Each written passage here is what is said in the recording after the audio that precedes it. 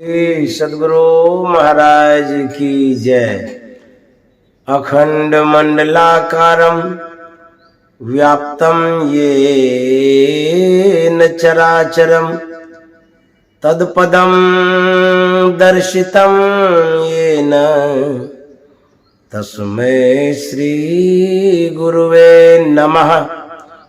परम गुरुवे नमः। परमात्मा गुरुवे नमः। आत्मा गुरुवे नमः। आदि गुरुदेव अनादि गुरुदेव अखिल गुरुदेव चरण गुरुदेव शरण गुरुदेव चरणारविंद नमो नमस्ते। श्री सद्गुरु महाराज की जय। प्रातः स्मरणीय अनंत श्री विभूषित परमाराध्य सद्गुरु महाराज गुरुदेव महर्षि संत सेवी परमहंस जी महाराज कलकत्ता शहर के सत्संग प्रेमी महानुभावों माता एवं बहनों, आदरणीय हमारे किशनलाल अग्रवाल बाबू इस अवसर पर उपस्थित हैं, चर्चाओं के बीच में हैं और गुरु भक्तिन बीना माता जी भी हैं। तो बीना माता का जो क्वेश्चन है, प्रश्न है, जो जिज्ञासा है, इन्होंने यही जिज्ञासा रखी कि जो कहा जाता है कि सदा दिवाली संत घर, तो वह किस तरह की दिवाली है और उस दिवाली को मनाने के लिए करना क्या पड़ता है। तो बड़ा अच्छा ही प्रश्न है, अच्छी जिज्ञासा है, साधनात्मक क्वेश्चन है जो सभी साधकों को ध्यान से सुनना भी चाहिए और सभी साधकों के लिए उपयुक्त भी है। तो मैं जो समझ पा रहा हूँ, मेरी जितनी समझदारी है उसी के अनुरूप मैं इन चर्चाओं को आगे बढ़ाना चाहूँगा। तो सज्जनों, कल ही दिवाली आप सबों ने मना लिया है। अब किस तरह से मनाया है वो तो आप जानते हैं। हम भी मनाए हैं। हम तो स्तुति विनती किए, उसके बाद प्रवचन किए, उसके बाद प्रवचन के बाद प्रसाद पाए और जो बीना माता के घर में प्रक्रिया है मनाने की, या ये जो परंपरा से दिवाली मनाती आ रही हैं उनमें भी मैं शरीक हुआ, उनको भी मैंने देखा। तो दीपावली अपने अपने ढंग से सब कोई मनाए हैं। अब रही बात कि संत किस तरह से दीपावली मनाते हैं, तो संतों की दिवाली सर्वसाधारण जैसी नहीं होती है। बाहर में जिस तरह से दिया बत्ती दिखाते हैं उस तरह की नहीं होती है, बल्कि संतों की दिवाली साधनात्मक होती है। वो जो साधना है, अंत साधना, उसकी जो प्रक्रिया है, जो तरीका है, उसी तरीका से संत महात्मा दिवाली मनाते हैं। दिवाली इसलिए मनाना कह सकते हैं क्योंकि दिवाली में आप ज्योति जलाते हैं, प्रकाश उत्पन्न करते हैं दिया जला करके। तो ठीक उसी तरह से हमारे जो संत महात्मा होते हैं अंदर में दृष्टियोग की क्रिया द्वारा दिवाली मनाते हैं। तो इस तरह से संत की दिवाली अंतर्मुखी होती है, अद्भुत दिवाली होती है और वास्तविक में यही सच्ची दिवाली है। तो जैसे हम लोग सबसे पहले मानस जप करते हैं, क्योंकि हमारे गुरुओं ने कहा है, संतों ने कहा है, जिनसे मैंने दीक्षा लिया है उसने भी कहा है कि जब आप साधना में प्रगति करना चाहते हैं तो सर्वप्रथम आपको मानस जप का अवलंब लेकर के, आधार लेकर के विशेष रूप से जप करना चाहिए। तो जप से आंशिक सिमटाव होता है। जैसे आप जप करते हैं तो जो मन बहुत भागता है तो उस मन को आप जप में लगाते हैं। तो जब जप में लगाते हैं तो मन का सिमटाव होता है। जैसे मन बहुत भागता है तो कोई अवलंब आप उसको देते हैं तो उस ओर वो जाता है। जैसे बच्चा है घर से बाहर भाग जाता है, सड़क पर चला जाता है, मैदान में चला जाता है, अथवा और भी कहीं भागने लगता है, तो माता पिता क्या करते हैं, उसको कोई खिलौना दे देते हैं, उसमें उलझा देते हैं, लटका देते हैं। उस खिलौने में बच्चा लटक जाता है, अटक जाता है और खेलने लग जाता है। ठीक उसी तरह से मन का स्वभाव है भागना, ये तो भागेगा ही, लेकिन इसको कुछ न कुछ अवलंब चाहिए। यदि आप आध्यात्मिक अवलंब नहीं देंगे तो यह विषय की ओर भागेगा, बाहर भागेगा, संसार के दृश्यों की ओर जाएगा। जो आपके अंदर में संकल्प विकल्प हो रहा उस ओर भागेगा। इसीलिए संत महात्मा कहते हैं इस मन को मानस जप का पहले अवलंब दीजिए। तो जब हम जप करते हैं इसमें भी सिद्धियां मिलती है। जपात सिद्धि, जप करने से सिद्धि मिलती है। तो जप करते करते करते सिद्धि भी मिलती है और आत्म शुद्धि भी होती है। हमारी जो अंत चेतना है उसकी पवित्रता बढ़ती है। इसीलिए जप जो है वह तप के समान है। गुरु जाप जपन साचो तप, सकल काज सारना। आपकी जो कामनाएं हैं, जो इच्छाएं हैं, आप जो चाहते हैं, जप करते रहने से उसकी आपूर्ति भी होती है, तो यह लाभ भी है।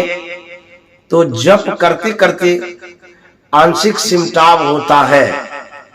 तो उस जप में जो लाभ होता है सो तो प्राप्त करते हैं, लेकिन उस जप को छोड़ देना पड़ता है, क्योंकि आगे की भी तो क्रिया है, प्रक्रिया है।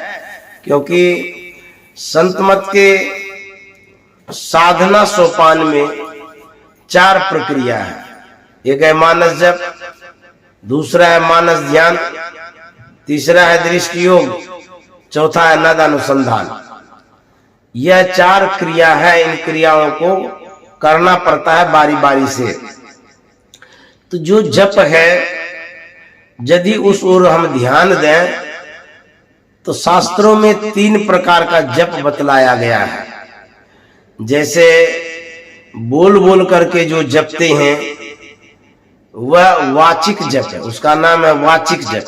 मुंह से जो बोलते हैं, जैसे कि वासुदेवाय नमः, श्री कृष्णाय नमः, हे राम, हे कृष्ण आदि, कुछ भी आप जप करते हैं बोल करके। जप में यह जो आवाज दूसरे लोग सुन पाते हैं इसको वाचिक जप कहते हैं, बोल बोल करके जपना। दूसरा है उपांशु जप। उपांशु जप का मतलब होता है उप जो अंश, जो आप जप कर रहे हैं सिर्फ आप सुन रहे हैं और कोई सुन नहीं रहे हैं, तो उसमें होठ हिलते रहता है, पटर पटर करते रहते हैं और जप होते चला जाता है। इसको कहते हैं उपांशु जप। मतलब दूसरा कोई नहीं सुनता हो, इतने कम आवाज में आप जप कर रहे हैं। तीसरा है मानस जप। तो जो मानस जप है उस जप में हम साइलेंट रहते हैं, होठ भी नहीं हिलती है, जीभ भी स्थिर है, आवाज भी नहीं हो रही है, मुंह भी नहीं खुलता है।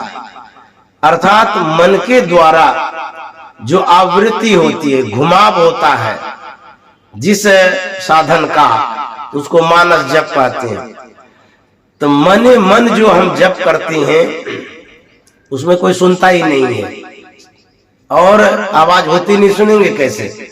इसको कहते हैं मानस जप। जो संत मत की साधना है उन साधनाओं में मानस जप को लिया गया है। गुरु प्रदत्त जो जप है उस जप को आप जपते हैं। गुरु महाराज ने मंत्र बतलाया मानस जप का। तो इस तरह से जो जप है वो 3 प्रकार का हो गया, वाचिक, उपांशु और मानस। तो जप का ही 3 भाग है।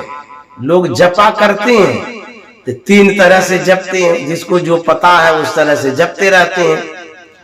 लेकिन यदि इस जप के प्रभाव को हम समझना चाहें या शास्त्रों से जानना चाहें तो इस जप के प्रभाव को बताया गया है। क्या? जैसे हम जो बोल करके जप करते हैं, हे राम वासुदेवाय नमः, या कुछ भी जो भी जप आप बोल करके जपते हैं, इससे जो आपको लाभ मिलता है, बेनिफिट, लाभ के लिए तो जप करते हैं, तो जो भी लाभ आपको मिलता है वाचिक जप से, तो जप की महिमा में बतलाया गया है इससे 100 गुना अधिक लाभ आपको मिलेगा उपांशु जप में। जबकि धीरे धीरे आप बोलते हैं, कोई सुनता भी नहीं है, उस उपांशु जप में आपको वाचिक जप की अपेक्षा 100 गुना लाभ आपको मिलता है। अब तीसरे नंबर का जो जप है मानस जप, उसके विषय में बतलाया गया है जो आपको उपांशु जप में लाभ मिलता है जितना गुना, उससे 100 गुना बढ़ करके मानस जप में लाभ मिलता है। अब देखिए गुरु महाराज ने जो निकाला है मानस जप को, कितना ठोस है, कारगर है और प्रभावशाली है ये जप। इसीलिए गुरु महाराज ने कहा, अति पावन गुरु मंत्र मन ही मन जाप जपो, उपकारी गुरु रूप को मानस ध्यान थपो। तो गुरु महाराज ने वाचिक जप और उपांशु जप नहीं लिया, मानस जप को लिया, क्योंकि ये जो जप है शास्त्र सिद्ध जप है। कोई गुरु महाराज के इन साधना को काट नहीं सकता है, क्योंकि शास्त्र से बातें मिली जुली हैं। तो इसीलिए मानस जप सभी जपों से श्रेष्ठ है, यहाँ तक कि सभी जपों का ये राजा भी है। तो मानस जप करना, मने मन जप करना, इसमें कोई भी शरीर का अंग हिलता नहीं है। तो हम इस तरह से जो जप करते हैं तो हमारे मन पर एक अच्छा प्रभाव पड़ता है, मन सात्विक होता है, मन आध्यात्मिक होता है, मन शुद्ध होता है।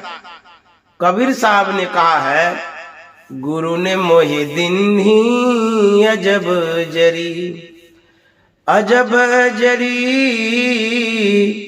अजब जड़ी, गुरु ने मोहि दिन ही अजब जड़ी। कबीर साहब कहते हैं गुरु ने मुझको एक अजब जड़ी दिया है, गजब जड़ी दिया है। तो ये जड़ी कौन सी है जो जंगल में हम आप प्राप्त करते हैं? कहते नहीं नहीं, वो जड़ी बूटी नहीं है। तब कहते हैं जो उन्होंने दीक्षा दिया, उसमें जो मंत्र दिया, जप करने के लिए जो दिया है, वही जप रूपी जड़ी हमको गुरु ने दिया है। तो कहते हैं उसमें खासियत है, विशेषता है, अजब जड़ी है। तो क्या अजब है? पहले तो कबीर साहब कहते हैं जो हमको गुरु ने जड़ी दिया है, सो जड़ी मोहे प्यारी लगत है, अमृत रसन भरी। वह जड़ी बहुत प्यारी लगती है। जैसे मान लिया जाए किसी बच्चे के रूप को आप देखते हैं तो कहते हैं ना बड़ा सुंदर है, बहुत प्यारी बच्ची है, बोलते हैं। तो वह जो सुंदरता है बाह्य प्रदर्शन है, वो अंतर में क्या है, उसके अंदर में कितना प्रभाव है, गुण है, वो आपने नहीं देखा है। तो कबीर साहब कहते हैं गुरु की जो जड़ी है, सो जड़ी मोहे प्यारी लगत है, अमृत रसन भरी। इस जड़ी में अमृत रस भरा हुआ है। इसीलिए कहते हैं गुरु की जो जड़ी है मानस जप, ये जड़ी बहुत प्यारी जड़ी है। इसमें खासियत क्या है, विशेषता क्या है, गुण क्या है?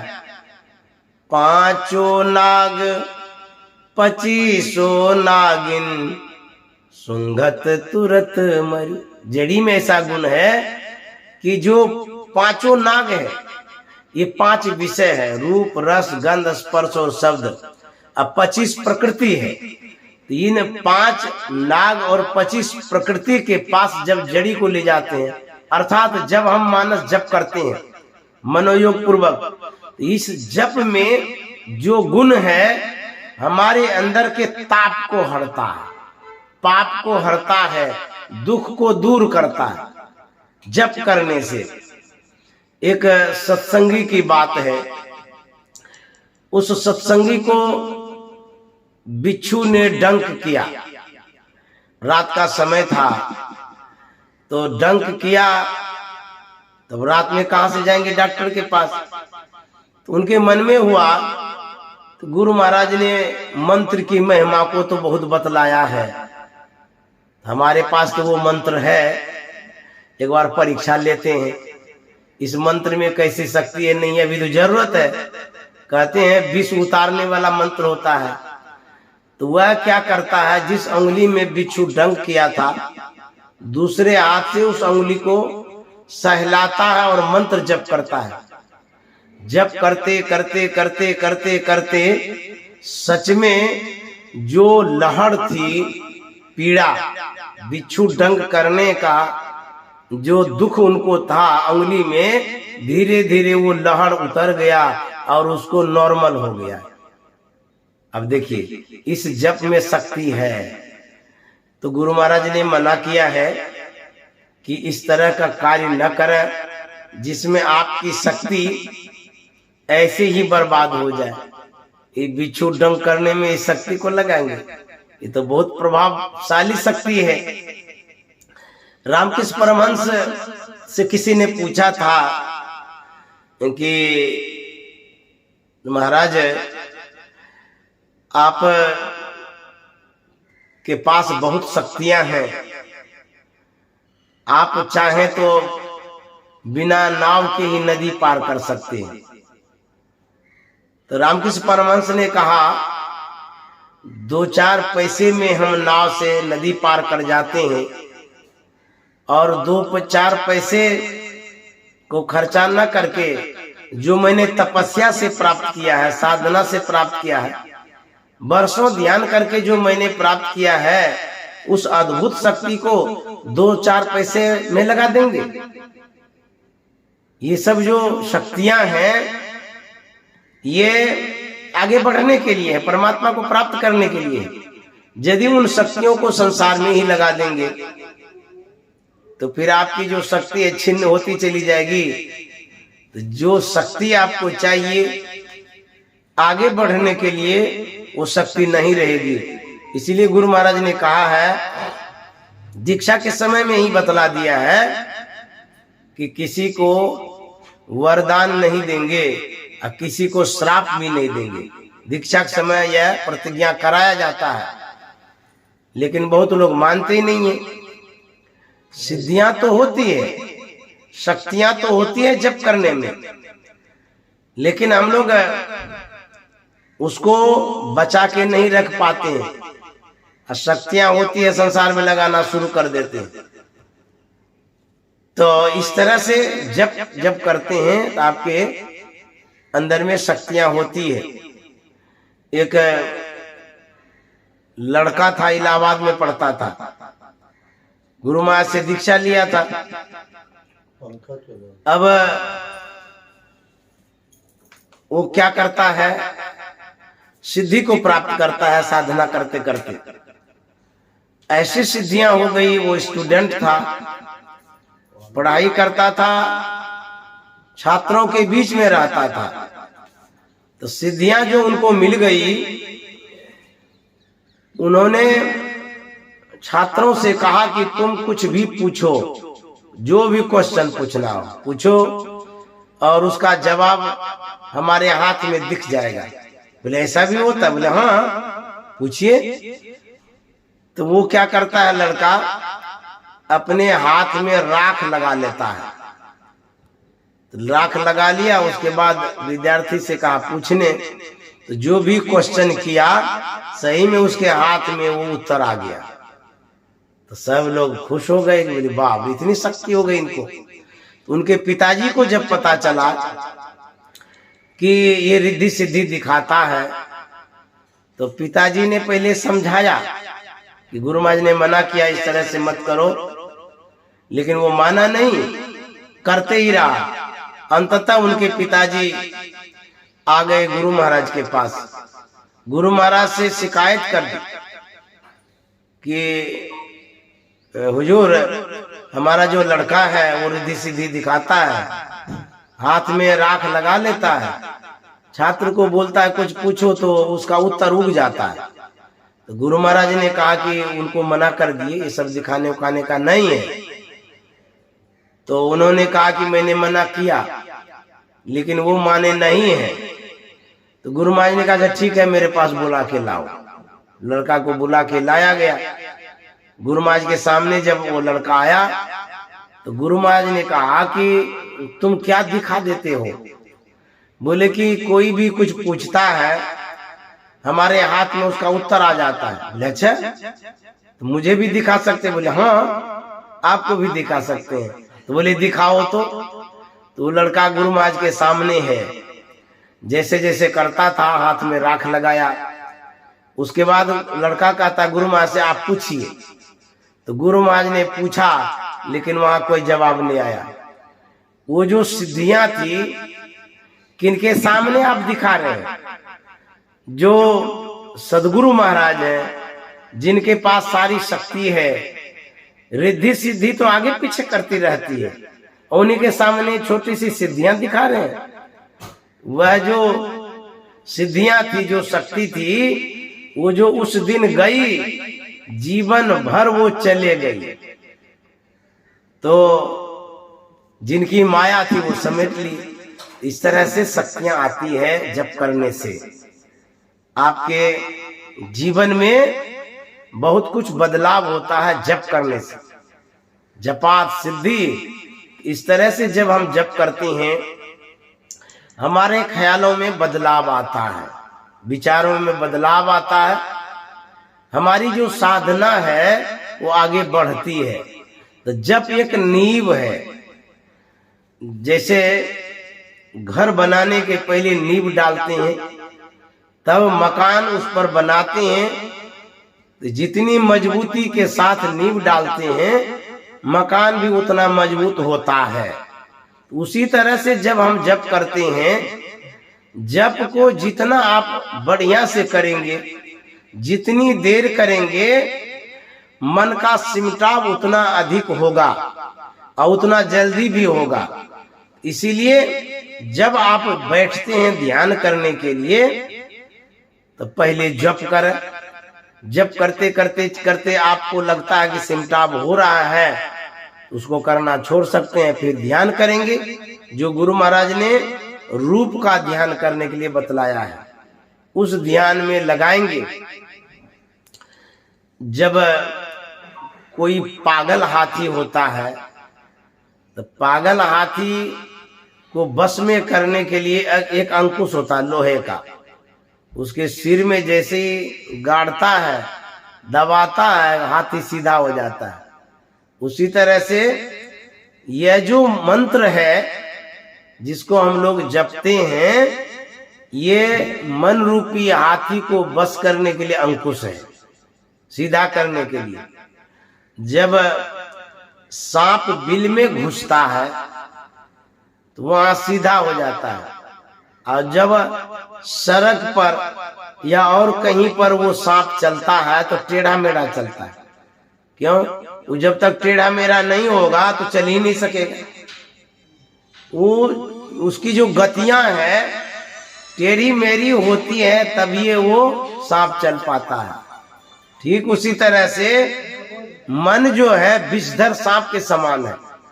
जब तक ये बहिर्मुखी है, विषयमुखी है, संसार की ओर जब तक है ये टेढ़े काम करेगा, टेढ़े मेढ़े चलेगा, ये सीधा होता ही नहीं है।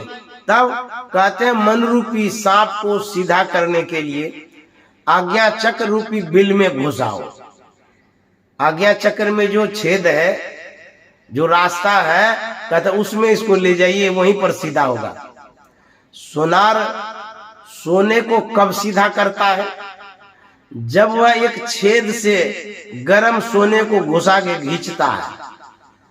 तो जैसी छेद होती है, जिस तरह का छेद होता है, उसी तरह से सोनार जो है ना, उस सोने को पतला मोटा कर पाता है। ठीक उसी तरह से आपके अंदर में जो आज्ञा चक्र में छेद है, उस छेद में इस मन को जब घुसाएंगे तो जैसा छेद है वैसे नहीं बनेगा। छेद कैसा कहता, बहुत महीन है। इस मन को यदि महीन करना चाहते उसी छेद में घुसाना पड़ेगा।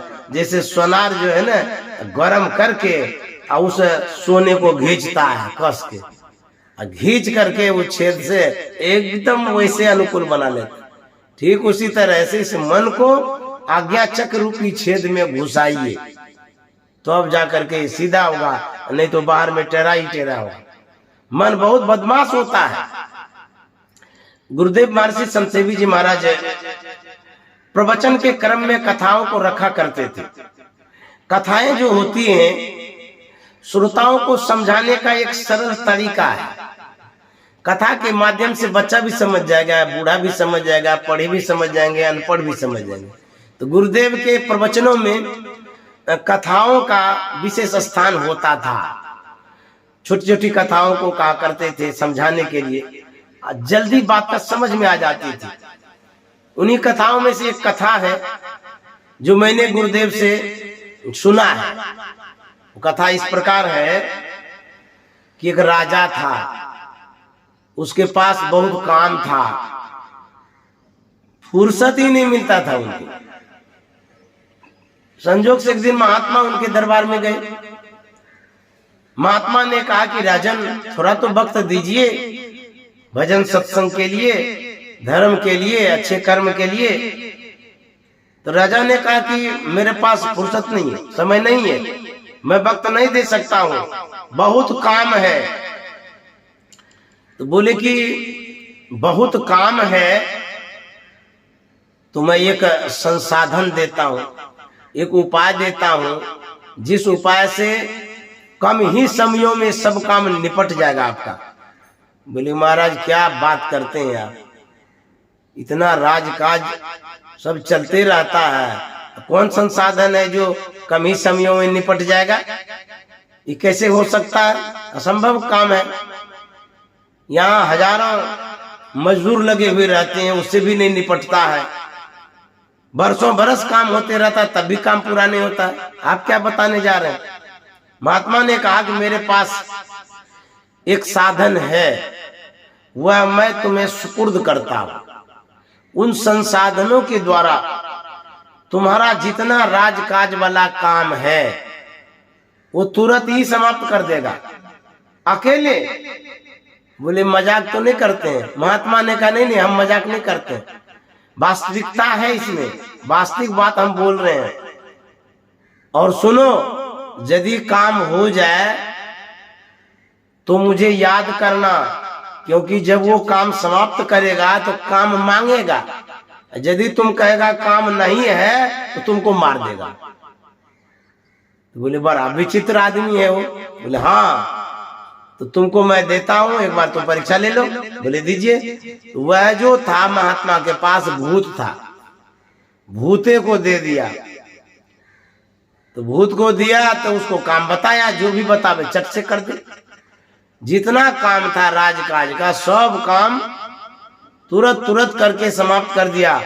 जब सब काम समाप्त हो गया, भूतवा कहता है ए राजा साहब हमको काम दीजिए, नहीं तो मारिए देंगे। अब उनको महात्मा की बात याद आ गई, ओहो अब तो सही में ही मार देगा। और महात्मा ने कहा था कि जब ऐसा होगा तो हमको बुलाना। तो महात्मा को याद किया। महात्मा अंतर्यामी थे, वो आ गए सामने में। बोले कि महाराज ठीक है आप कह रहे थे, हमको तो विश्वास ही नहीं हो रहा था, ऐसा आदमी आप दिए हैं कि सब काम कर दिया, अब क्या करें। तो महात्मा ने कहा उस भूत को कहना कि एक बांस काट के लाएगा, फिर कहना कि छील माट करेगा, उसके बाद कहना जमीन में गाड़ दो, और फिर कहना कि उसी पर चढ़ो उतरो, तुम्हारा काम हो जाएगा। तो फिर वो राजा साहब के पास भूत आया कि हमको काम दीजिए। तो राजा साहब ने कहा कि जाओ तुम एक बांस ले आओ, बांस काट के तुरंत ले आया। बोला इसको छीलो माटो, छील माट दिया, उसके बाद बोला जमीन में गाड़ दो, गाड़ दिया। वह जो भूत था उसको राजा साहब कहते हैं अब जो काम बचा है तुम्हारे लिए, इस पर चढ़ना और उतरना। अब उस पर भूत चढ़ने लगा, उतरने लगा, अब कितना चढ़ेगा उतरेगा, भूते भाग गया। काम ऐसा दिया कि भूत चला गया अपना घर, राजा साहब बच गए। इस कथाओं के माध्यम से संत महात्मा समझाते हैं कि ये जो मन है यही भूत है। ये भूत को कितना भी काम दीजिएगा ये करते तो जाएगा, लेकिन इनके अंदर में जो कामनाएं हैं, जो इच्छाएं हैं, वो बढ़ती चली जाएगी, मांगते रहेगा काम। तब करना क्या है, कहते हैं मंत्र रूपी बांस पर इसको कहिए चढ़ने, अर्थात इससे मंत्र जप करने के लिए कहिए। करते रहेगा करते रहेगा करते रहेगा, ये मन परेशान करना छोड़ देगा, मन ही भाग जाएगा। तो इस तरह से संत महात्मा कहते हैं इस मन को मंत्र में लगाइए। जब मंत्र में लगाएंगे, इसके अंदर में जो विकार है, वैमनस्यता है, वह सब भागते जाएगा। जैसे आप आग में लोहे को डालते हैं तो उसकी काई झड़ती है, झड़ती है ना। सोने को डालते हैं तो उसकी भी काई झड़ती है, गंदगी झड़ती है। लोहा और सोना सब साफ होता है आग में। आग में डालने से उसकी शुद्धता बढ़ती है, वस्तु की शुद्धता बढ़ती है। ठीक उसी तरह से हमारा मन जो दूषित हो गया है, अपवित्र हो गया है, गंदा हो गया है, इसको मंत्र पर शुद्ध करिए चढ़ा कर। जब मंत्र जपेंगे, जपते जपते जपते जपते ये शुद्ध होगा। इसीलिए मंत्र को मनोयोग पूर्वक विशेष रूप से जपना चाहिए, इससे सिद्धियां मिलती है। और दूसरा जो है गुरु रूप का ध्यान, रूप ध्यान जो बतलाते हैं, उस ध्यान में भी सिद्धि मिलती है, अशुद्धि होती है। जैसे बहुत सारे रूप हैं संसार में, उन रूपों में अलग अलग गुण है, चाहे वो देवी देवता का रूप हो, भगवान का रूप हो, या कोई भी रूप हो। सभी रूपों से बढ़कर के शुद्ध रूप संत का होता है।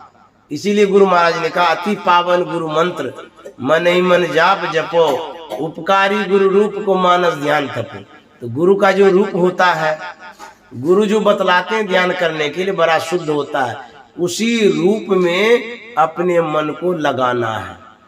तो लगाने से क्या होता है, जैसे आपके पास कोई सामान नहीं है, आप यदि ख्याल करते हैं किसी वस्तुओं पर, वह प्रभाव डालता है। कैसे? जैसे आप आम का अचार खाए होंगे, कभी भी खाए होंगे, तो आम के अचार को सिर्फ याद करिए, उच्चारण करिए, या उसके रूप को याद करिए, तो आपके मुंह में पानी आ जाएगा। ये नेचुरल है, प्राकृतिक है, स्वाभाविक है। आम के अचार को याद अभी करिए तो पानी आएगा। कहेंगे आम अभी खा नहीं रहे हैं, अचार अभी मुंह में है नहीं, फिर पानी आने का क्या कारण है? तो जिन रूपों में, जिन वस्तुओं में अपने ख्यालों को आप डालते हैं या लगाते हैं, उन वस्तुओं में गुण है। जो गुण है ख्याल लगाने से आपके शरीर में प्रभाव डालता है। जैसे गुरु का रूप है, गुरु के रूप में शुद्धता है, पवित्रता है, ज्ञान है, गुरु ज्ञान सूर्य रूप, उनकी ज्योति अनूप, उनके नासे तमकूप बजो साध गुरु। गुरु ज्ञान स्वरूप सूर्य रूप होते हैं। यदि आप दर्शन करते हैं जिन वस्तुओं का, चाहे घर की कोई वस्तु हो, व्यक्ति हो, या मंदिरों में जाके आप दर्शन करते हैं, जहां भी जाकर के आप दर्शन करते हैं, अथवा आंख जब से खुलती है जब तक आंख बंद नहीं होती है तब तक जो कुछ A to Z आप देखते हैं, वह जो आपका दर्शन है, रूप दर्शन, उस दर्शन में जो रूप है उसमें गुण है। उसी गुण के अनुरूप आपकी विचारधाराएं बनती है, स्वभाव संस्कार बनता है। जैसे मान लिया जाए आपके घर पर कोई साधु महात्मा आते हैं, आप उनको जब देखते हैं तो साधु महात्मा में जो गुण है वो आपके अंदर में आता है। साधु शांत होते हैं, साधना करते हैं, शीतल होते हैं, शांति जीवन उनका होता है, सादा जीवन होता है, सुकून भरी जिंदगी उनकी होती है, चिंताओं से दूर वो रहते हैं। ऐसे मुखाकृति को जब आप देखते हैं, ऐसे मूर्ति को आप देखते हैं, तो आपके अंदर में भी उस तरह की भावनाएं बनती है। आप मंदिरों में जाते हैं, वहां भगवान के प्रतिमा को देखते हैं, भगवती की प्रतिमा लगी हुई है, उन प्रतिमाओं को देखते हैं तो आपकी भावनाएं कैसी होती है? भक्ति वाली, शुद्ध वाली, पवित्र वाली, सुचाचार वाली। और उन प्रतिमाओं को देख करके उन प्रतिमा में जो जुड़ी हुई घटनाएं हैं, कहानियां हैं, जो कुछ भी उन प्रतिमाओं के द्वारा जो भी संसार में लाभ हानि हुआ है उससे आप अवगत होते हैं, प्रभावित होते हैं आप। ठीक उसी तरह से जब आप संत सदगुरु के रूपों का ध्यान करते हैं, सदगुरु के जीवन में जो घटनाएं घटी है, सदगुरु महाराज ने जो जीवन जिया है, उनका जो जीवन चरित्र है उसके रूपों में समाहित है। जब उनके रूपों को देखते हैं तो स्मरण में हो आता है घटनाएं, चलचित्र, विचारधाराएं, उससे आप प्रभावित होते हैं, सोचने लग जाते हैं। उस रूप के अनुरूप जो घटना घटी है, थिंकिंग करते हैं, चिंतित हो जाते हैं, सोचने लग जाते हैं, विवश हो जाते हैं। हमारे गुरुदेव कहा करते थे, महर्षि संत सेवी जी महाराज की वाणी है कि जब आप किसी पंडित को देखते हैं तो पंडित को देखते ही पुराण पूजा पाठ याद आता है, स्वाभाविक है। जब आप मौलवी को देखते हैं तो मौलवी को देखते ही नमाज, कुरान, यादी बातें याद आती रहती है। जब आप वकील को देखते हैं तो कोर्ट कचहरी, लड़ाई झगड़ा, विवाद याद आने लगता है। जब देखते हैं, देखते ही। जब आप डॉक्टर को देखते हैं तो बीमारी नहीं भी है तो हाथ में देखते हैं कहीं फुंसी हो गई क्या, दिखा देते हैं डॉक्टर को तो अच्छा रहता। अब जब डॉक्टर को देखे तब न याद आई। उसी तरह से जब आप संत महात्मा को देखते हैं तब क्या होता है? जापन दर्शन साधु के साहब यावे याद, लेखा की सोई घड़ी बाकी के सब बात। जब साधु महात्मा का दर्शन करते हैं तो दर्शन करने से साधु महात्मा का जो जीवन है, जीवन से संबंधित जो चरित्र है, वह चरित्र याद आने लगता है। कहते संत को जब देखते हैं तो परमात्मा याद आती है, भक्ति याद आती है, भजन याद आता है, सत्कर्म याद आने लगता है, धर्म शुभ कर्म याद आने लगता है। ऐसा होता है। इसीलिए संत महात्मा कहते हैं जो आप ध्यान करते हैं, मानस ध्यान करते हैं, जिन रूपों का ध्यान करते हैं, उन रूपों में आपका जो ख्याल बजता है, फंसता है, टिकता है, उस रूप में जो गुण है वो आप में आता है। ये प्रवेश हो जाता है, गुण स्वाभाविक आने लग जाता है। इसीलिए अति पावन गुरु मंत्र मनई मन जाप जपो, उपकारी गुरु रूप को मानस ध्यान तप। जो संत सदगुरु का रूप परम पवित्र रूप है, शुद्ध रूप है, उस रूप को आप जब अपने मानस पटल पर उतारेंगे उसका गुण आप में आएगा। उस तरह से आप बनेंगे, आपकी प्रवृत्ति वैसी हो जाएगी। घर में आप देखे होंगे कोने में एक कीड़ा मिट्टी का घर बनाता है, उसको भृंगी कीड़ा कहते हैं।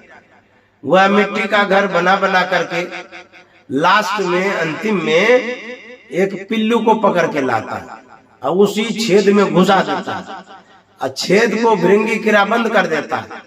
तो जिस समय वो बंद कर रहा था छेद को, तो वो जो पिल्लू है भृंगी को देखा। तो जब देखा तो उसके बाद फिर अंधकार हो गया। क्यों? छेदे बंद कर दिया। तो उस अंधकार में तो कुछ दिखता नहीं है, लेकिन पहले जो वो रूप देखा था भृंगी कीड़ा का, अब उसी का चिंतन करने लगा, सोचने लगा, उसी भृंगी कीड़ा के रूप में अपने मन को फंसा दिया।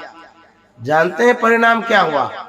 वह पिल्लू चिंतन करते करते, रूप का ख्याल करते करते करते वह भी एक दिन भृंगी कीड़ा बन गया। उसी तरह से जब हम बनना चाहते हैं तो जैसी सोच वैसा संस्कार, जिस तरह की सोच रहेगी वैसे ही आगे बढ़ेंगे। जय आसात है बासा साधो, मन का यही तमाशा। आपका ख्याल जहां रहेगा वहीं आप जाएंगे। आपका जहां मन रहेगा वहीं आप पैर से भी जाएंगे। जैसे किसी का मन हो जाता है जुआ खेलने का, तो मन में हुआ ना, पहले मन में हुआ तब जाकर के वो पैर बढ़ाया, तो जाते जाते वहां जुआ के सेंटर पर पहुंच जाता। किसी का मन होता सिनेमा देखने का, तो मन में जो बातें चलने लगी वो धीरे धीरे वहां पहुंच जाता है। उसी तरह से मानस रूप का जब हम ध्यान करते हैं, उस ध्यान को हम ख्याल में लाते हैं, ख्याल में लाते लाते लाते लाते हमारा मन वहीं चला जाता है। इसीलिए अपने मन को, अपने ख्यालों को संत सदगुरु के चरणों में जोड़ के रखना चाहिए। जय आशा तय बासा साधु, मन का यही तमाशा। हम जिन चित्रों में मन को लगाते हैं, उन चित्रों में जो गुण होता है, रूप में जो गुण होता है, वह हमें प्रभावित करता है। आप जहां भी बैठे हैं, चाहे घर में हैं कि गाछ पर हैं कि नदी के किनारे हैं या खेत में हैं, कहीं भी आप बैठे हैं या कोई भी काम करते हैं, आपका ख्याल जो है वो दौड़ते रहता है, भागते रहता है। आप भले ही खेत में काम कर रहे हैं, उस समय भी आपका ख्याल कहीं न कहीं जाता है। कुदाल चला रहे हैं तब भी ख्याल जाता है। यहाँ तक कि जो आप ध्यान कर रहे हैं, ध्यान के समय में भी ख्याल जाता है। सत्संग जब करते हैं, सत्संग सुन तो रहे हैं, लेकिन मन जो है ना बाहर घूमता रहता है। एक तरफ सत्संग भी सुनते हैं और दूसरी ओर जो मन है वो कहीं न कहीं सोच में लगा हुआ है, कहीं न कहीं वो सोचते रहता है। जब आप ध्यान करते हैं उस समय भी यही होता है। बैठे तो हैं ध्यान करने के लिए, लेकिन मन कहीं न कहीं भागता रहता है। इस तरह से जब आप एकाग्रता पूर्वक, मनोयोग पूर्वक आप ध्यान करेंगे, ध्यान करते करते यदि रूप में टिकने लगेगा, जो रूप का गुण है वो आप में आने लगेगा। अर्थात यदि साधकों का रूप है तो साधना के प्रति विशेष लगाव होने लगेगा। यदि संतों का रूप है, संत की जो प्रवृत्ति है उस ओर आपका झुकाव होने लगेगा। यदि भक्तों का रूप है, आपकी भावनाएं वैसी बनेगी, आप भक्ति में दृढ़ हो जाएंगे। यदि प्रवक्ताओं का रूप है, उनका ख्याल करते हैं, आप उस ओर वैसे बनना शुरू कर देंगे। तो आप जो बनते हैं उसमें आपका विचार होता है, आपका मन जो जो सोचता है वही वही आप करते हैं। भगवान बुद्ध ने कहा है, हमारी वर्तमान हालत हमारे विचारों का परिणाम है। आपको अभी सुख हो रहा है या दुख हो रहा है, आप जिस स्थिति में अभी हैं उस स्थिति का कारण है आपका मन। यहां तक जो आप आए हैं वर्तमान में, अभी जहां तक आप हैं, चाहे खाट पर लेटे हैं या खेत में हैं या पढ़ रहे हैं या करा रहे हैं या डॉक्टर के पास हैं या हवाई जहाज में घूम रहे हैं या भाषण दे रहे हैं, ये सब जो वर्तमान स्थितियां हैं आपके साथ, वो आपके विचारों का परिणाम है, फल है, वो आपकी सोच है। सोच के अनुरूप ही आप इस स्थिति में हैं। यदि आप दयनीय स्थिति में हैं वर्तमान में, आप इसमें बदलाव चाहते हैं, अच्छी स्थिति में आना चाहते हैं, बेहतर होना चाहते हैं, तो आपकी जो सोच है उसमें बदलाव लाना पड़ेगा, परिवर्तन लाना पड़ेगा, तब आप बेहतर हो सकते हैं। तो बेहतर जो है, बेहतर कौन है? सबसे बेहतर तो संत है, सबसे बेहतर तो साधक है, सबसे बेहतर तो सत्संग प्रेमी है।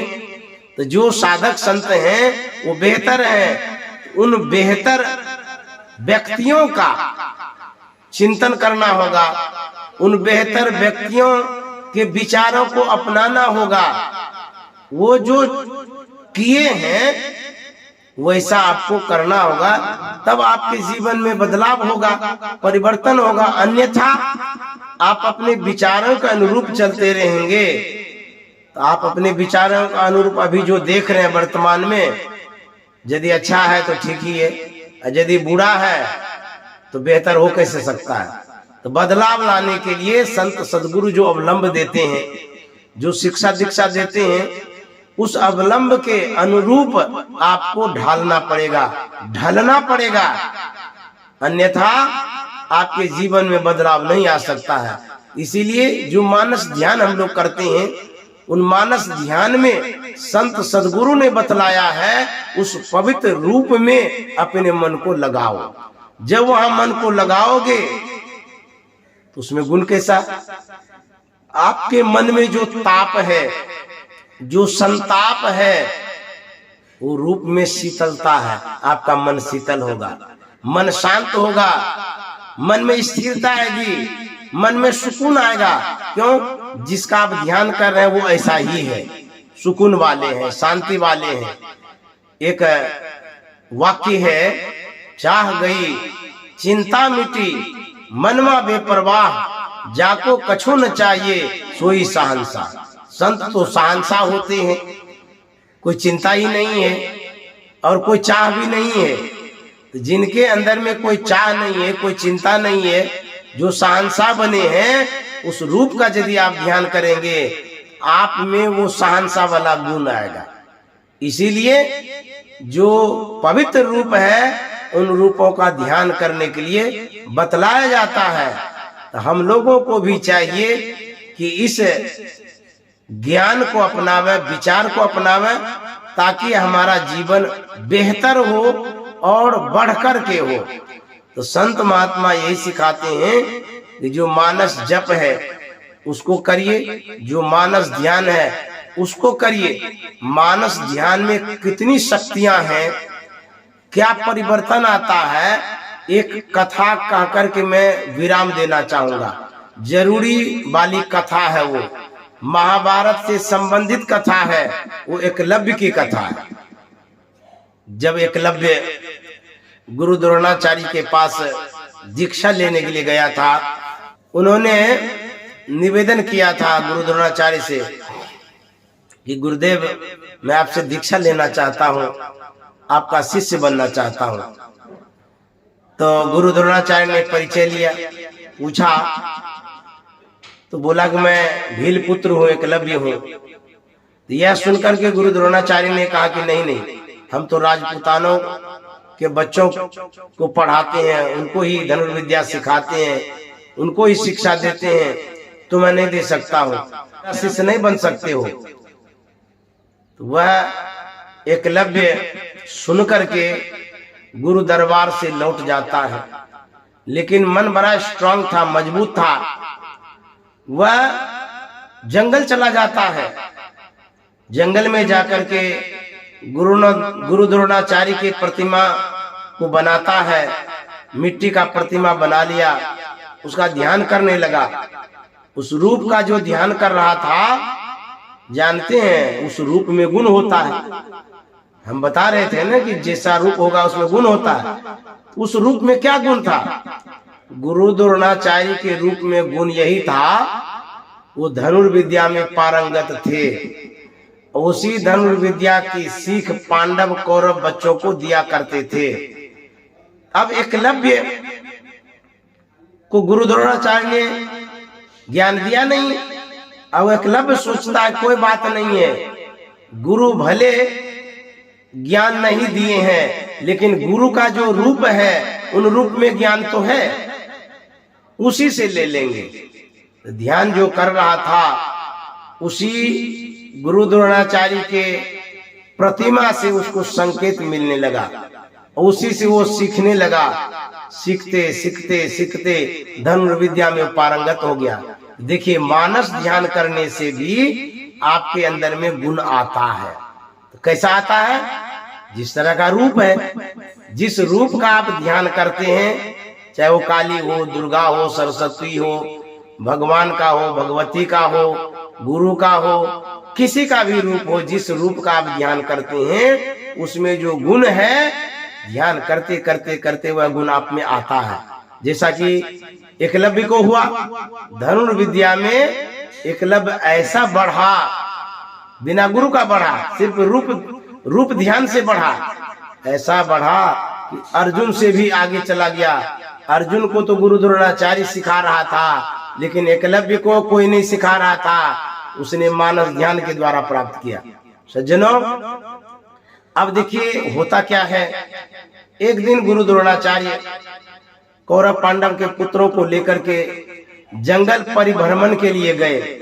उनके साथ में एक डॉग था, कुत्ता था।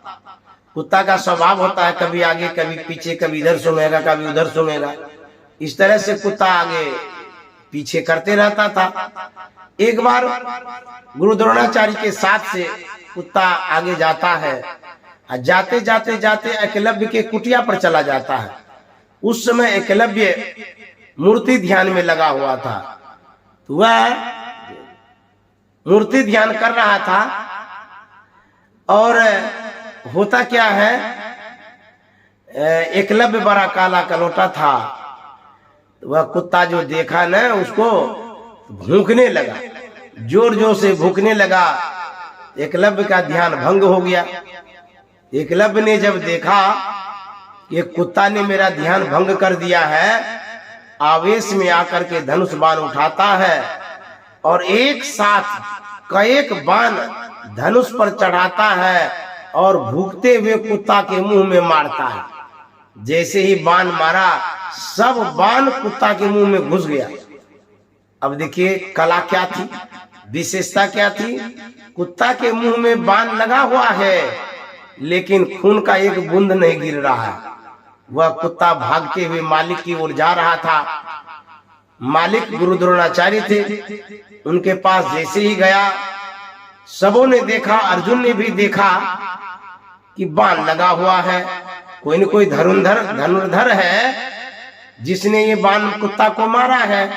और मारने की विशेषता क्या है, कला क्या है कि बाण का एक मुंह में लगा हुआ है, लेकिन बूंद एक भी नहीं गिर रहा है। अर्जुन को बड़ा आश्चर्य हुआ। इस तरह की जो बाण मारने की कला है, गुरु द्रोणाचार्य के अलावे तो किसी के पास नहीं है। और गुरु द्रोणाचार्य ने तो कहा था कि अर्जुन, तुम्हारे सिवा विशेष विद्या धनुष बाण की किसी को नहीं दूंगा। अर्जुन असमंजस में पड़ गया कि गुरु द्रोणाचार्य कहीं हमसे झूठ तो नहीं बोल गए, हमसे छिपा करके छिप कर करके किसी को विद्या देते हैं और उसको आगे बढ़ाते हैं, हमको ऐसा ज्ञान तो दे ही नहीं रहे। तुरंत अर्जुन बोल बैठा कि गुरुदेव, ये जो धनुर्धर है जिसने बाण मारा है, इस तरह की कला मेरे अंदर में अभी तक विकसित नहीं हुई है। और ये कौन से धनुर्धर है और आपके अलावे कौन सिखा सकता है? गुरुदेव, आपने किसको ये विद्या सिखाई है? गुरु द्रोणाचार्य भी आश्चर्यचकित हो गए। उसने कहा कि अर्जुन, तुम्हारे सिवा तो और किसी को विद्या मैं नहीं सिखा रहा हूं। तो बोले कि ये जो धनुर्धर है आखिर ये कौन है, किनसे ये विद्या सीख रहे हैं, आपके अलावा कौन सिखाने वाले हैं। गुरु द्रोणाचार्य ने कहा कि देखो आगे आगे होता क्या है, कुत्ता जहां जा रहा है वहां हम लोग चलते हैं। फिर कुत्ता आगे आगे जा रहा था, जाते जाते वो एकलव्य के कुटिया में जाता है जहां एकलव्य ध्यान कर रहा था। और गुरु द्रोणाचार्य, पांडव, कौरव पुत्र सब वहां पर कुटिया में प्रवेश कर गए। आहट हुई, आवाज हुई, एकलव्य की आंखें खुल गई, ध्यान भंग हो गया। एकलव्य ने देखा, अरे ये तो गुरुदेव आए हुए हैं, गुरु द्रोणाचार्य जी आए हैं। तुरंत प्रणाम किए और एकलव्य ने कहा कि गुरुदेव आप अचानक मेरे कुटिया में कैसे आ गए, मुझे तो पता भी नहीं चला।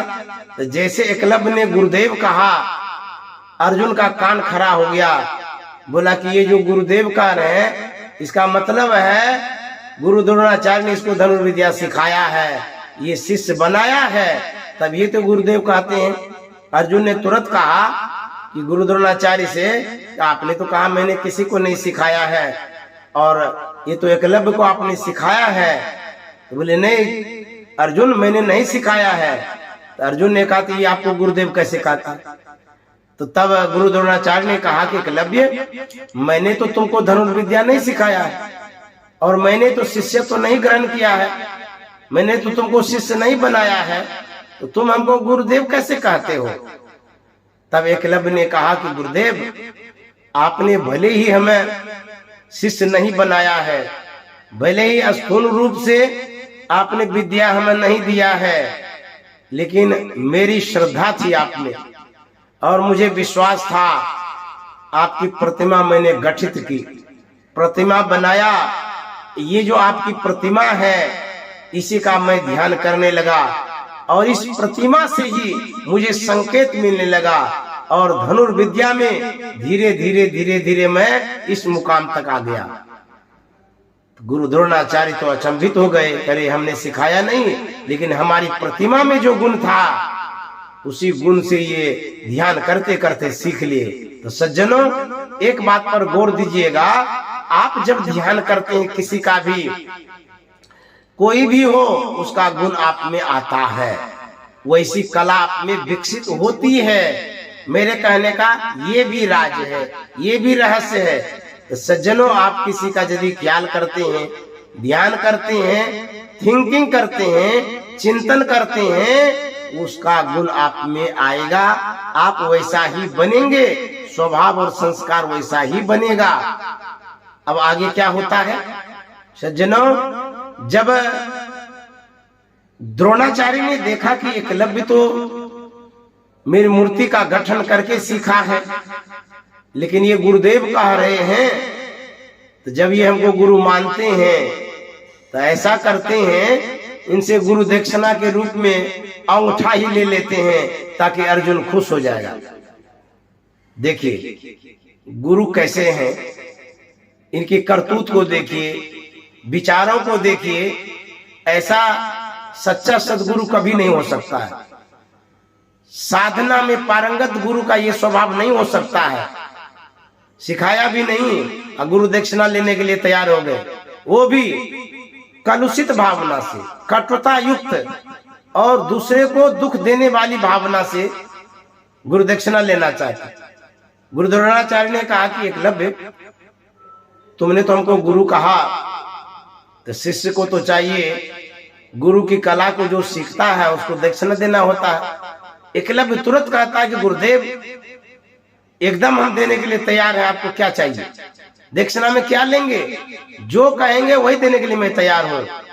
उसी समय मौका पाकर के गुरु द्रोणाचार्य ने देखा अर्जुन नाराज है, उसको खुश करने के लिए तुरंत कहा, एकलव्य यदि गुरु दक्षिणा में तुम देना चाहते हो तो तुम दाहिने अंगूठा को काट करके दो। कहने की देर थी लेकिन काटने में देर नहीं हुई। गुरु द्रोणाचार्य के सामने एकलव्य ने तुरंत अंगूठा काट करके गुरु दक्षिणा में गुरु द्रोणाचार्य को भेंट कर दिया। तब गुरु द्रोणाचार्य भी खुश हो गए, अर्जुन भी खुश हो गया। सज्जनों, आप वैमनस्यता के कारण किसी को भी बीमार कर सकते हैं, बेघर कर सकते हैं, और किसी के कला को आप यदि वैमनस्यता के कारण हटाना चाहते हैं, यह कला नेचुरल भी है। कोई भी कला परमात्मा के द्वारा प्रदत्त भी है। तो होता क्या है, एकलव्य अंगूठा काट के दिया, अब बाण चलाएंगे कैसे? लेकिन उस कटे हुए अंगुलियों से एकलव्य रियाज करते रहा, अभ्यास करते रहा, प्रयास करते रहा, अमल में लाते रहा, धनुर्विद्या सीखते रहा। भले ही अंगूठा काट करके गुरु द्रोणाचार्य ने गुरु दक्षिणा में लिया, लेकिन एकलव्य के पास जो कला थी वो कला कम नहीं हुई, बल्कि और कला में वो और पारंगत हो गए, बढ़ते चले गए। तो सज्जनों, मैं कह रहा था कि जब आप ध्यान करते हैं, ध्यान के द्वारा आप गुण को प्राप्त करते हैं।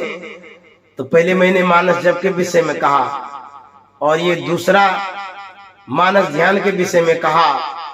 अब समय अधिक हो चला है, मैं वाणी में विराम देना चाहूंगा। सज्जनों, जो जिज्ञासा थी, जो मेरे मन में बातें समझ में आ रही थी, उसी के अनुरूप मैंने अपनी भावनाओं को रखा, विचारों को रखा। मैंने जो पढ़ा उसके अनुरूप मैंने रखा। तो इस तरह से यदि आप ध्यान करते हैं तो आपके अंदर में वह गुण और आपके अंदर में वह कला आती है जिसका आप ध्यान करते हैं।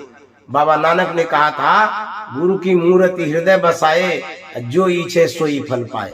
गुरु की मूर्ति का जब आप ध्यान करते हैं, आपकी जो कामना है उसकी पूर्ति होती है। लेकिन भावना जो होनी चाहिए शुद्ध होनी चाहिए, कामना जो होनी चाहिए आध्यात्मिक वाला, कल्याण वाला, न कि नलगर बातों वाला, अनावश्यक बातों वाला कामना नहीं करनी चाहिए। सदगुरु के सामने साधना में प्रगति की कामना करनी चाहिए, साधना में उन्नति की कामना करना चाहिए, मोक्ष ईश्वर प्राप्ति की कामना करनी चाहिए, आपकी आत्मिक उन्नति हो ये कामना करनी चाहिए।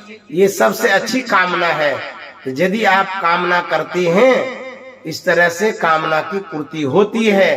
तो जब आप मानस जप करते हैं, वह भी तप है। जब आप मानस ध्यान करते हैं, यह भी तप है। इसमें भी गुण है, प्रभाव है। तो सज्जनों, आप संत मत के 2 सोपान मानस जप, मानस ध्यान को सुना है। अब आगे जो समय होगा, जिस तरह की जिज्ञासा होगी, उस तरह से मैं और सोपानों पर अपना सुझाव डालूंगा और आप तक प्रस्तुत करूंगा। इन्हीं शब्दों के साथ वाणी में विराम। श्री सद्गुरु महाराज की जय।